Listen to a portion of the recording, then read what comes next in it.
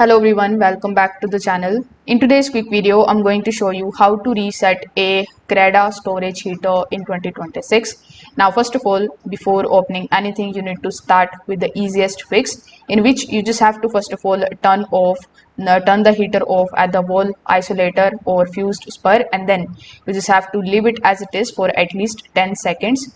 Afterwards, you just have to switch the power back on. So with the help of this particular method, this is going to be the basic reset, and it is going to clear many of the temporary software glitches. Now, even after performing this particular power off reset method, if the display is flashing after the power returns, do not immediately assume the heater is faulty. Sometimes a flashing screen appears after overheating protection has been triggered or when the heater detects an abnormal operating condition. Now you can also take a look at the reset button on top of the heater. So when you open it, you are going to see these types of section. So over here the reset button would be this, so you will need a screwdriver in order to basically press it.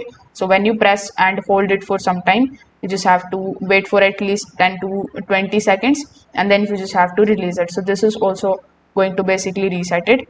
If this video helped you out, make sure that you like this video and subscribe to the channel. Thanks for watching.